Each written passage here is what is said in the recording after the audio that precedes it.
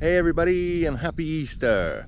Of course, Easter marks my 1 year anniversary in the hobby of FPV, so I thought I'd make a little video with a difference.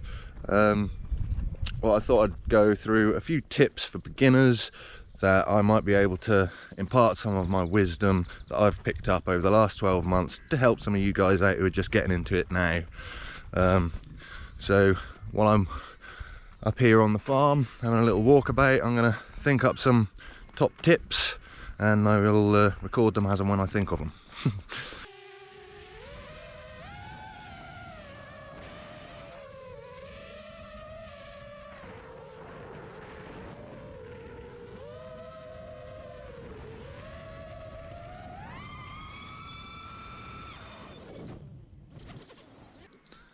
Okay, so tip number one is really an obvious one. Simulators. Simulators are your best friend when you're just getting into FPV.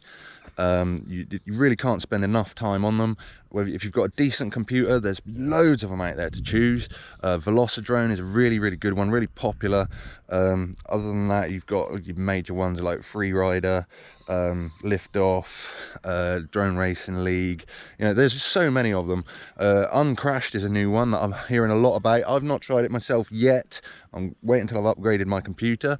If you don't have a computer, don't worry, you still have options if you're on Xbox or PS4. DCL, the game, stands for Drone Champions League. You can use that one with a real radio. You can with Liftoff to a certain extent, although you're still not able to do the tutorials with a real radio. Come on. But, you know, you've got all these options for simulators. Use the simulator. Crash as much as possible as you can on there. It's a lot cheaper than crashing in real life.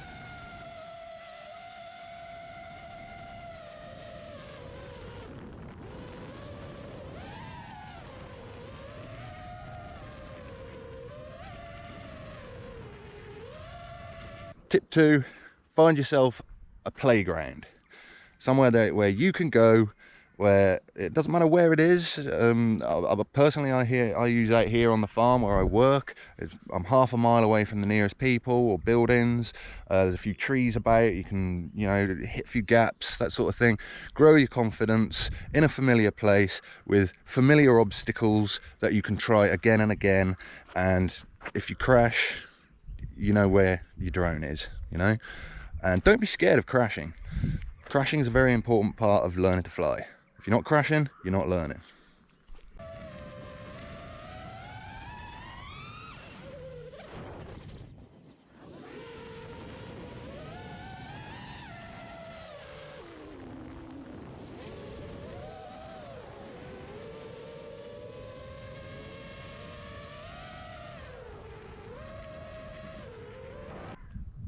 Okay, next, build your own drone. All right, I know that it's really easy to go out there, find a bind and fly or ready to fly, or build or whatever, but honestly, like, you're gonna crash it eventually and you're gonna want to know how to fix it. If you built it yourself, you're already gonna know that information.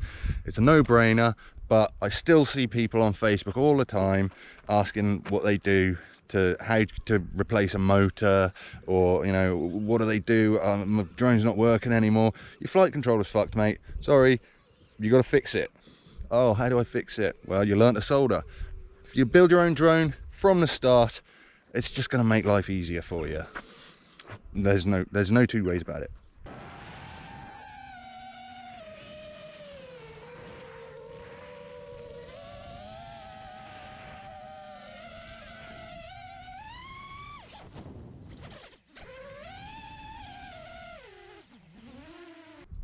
Next up, try some different styles. Okay, you've probably been watching YouTube and seen Mr. Steel ripping it around office blocks and bandos and thinking, yes, that's where it's at. That's what I want to do. But there's other stuff you can do. There's racing, there's long range, there's cinematic FPV. You can rewind your video so it plays backwards and it looks cool as fuck as everything's coming into view from behind the drone. Looks decent. I mean, you might have seen videos online and thought, yes, chasing drift cars, that's what I want to do. No, don't do that. The internet does not need more drift car chasing footage.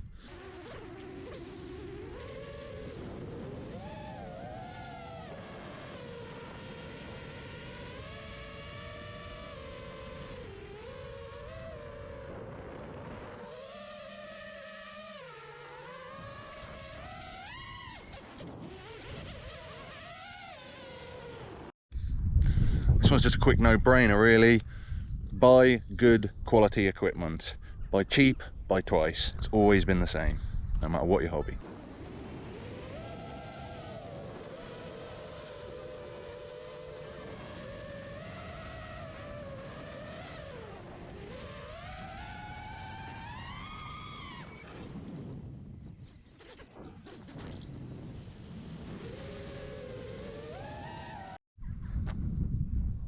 Trees. Like it or not, sooner or later you are going to end up in a tree.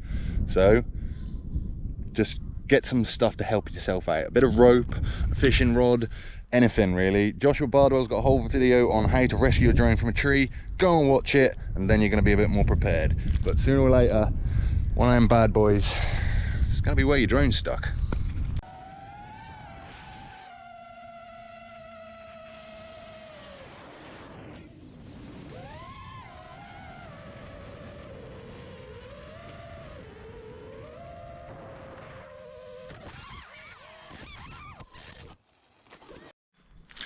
This one's quite a big one.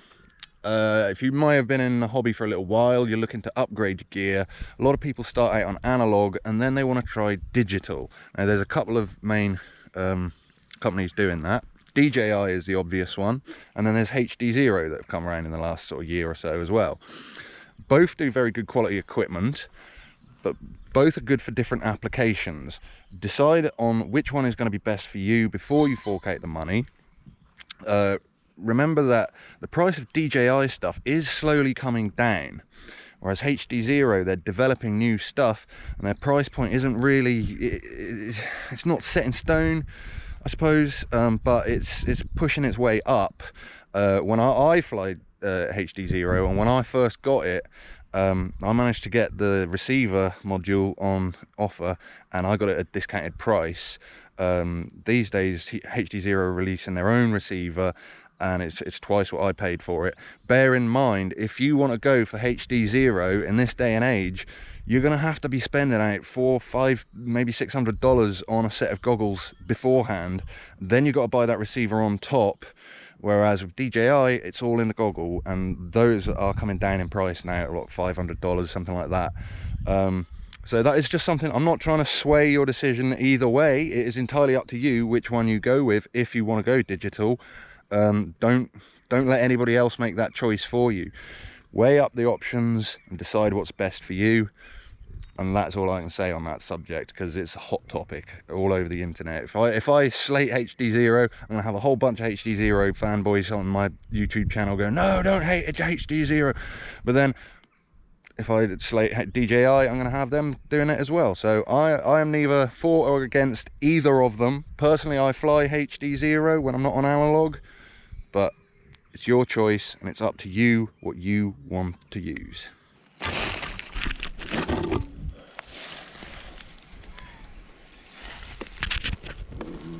Pretty good.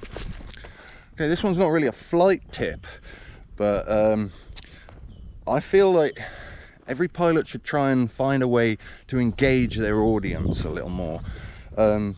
Some people do it by setting up a stick cam, so looking down at the controller so that people watching the video can see what their fingers are doing as well as what the drone's doing at the same time, learning tricks that way. Some people like to talk over the top of it, so explaining what they're doing. I've done that myself plenty of times. Other times you might make a video like this. Well, I haven't even flown a drone yet, but it's certainly going to help grow your audience if you do more of that sort of thing. And that's what we all want to do. We all want to grow our channels and our audience and help each other out. And I think that's probably the biggest piece of advice that I can give in this video. So yeah, let's leave it at that. Hello piggies. Little buggers. Okay, and there we have it. Those are my top tips. Hopefully you may have found at least one of them useful. Maybe none of them have been useful and you're just going to say, shut up, Ira, I'm going to make far better videos than you. Fair enough. Hope you do. I really hope you do. But that's it for this video. So stay safe, happy flying, and if any of this information has been any use to you, smash that dislike button and do not subscribe no matter what you do. Don't do it. See you later.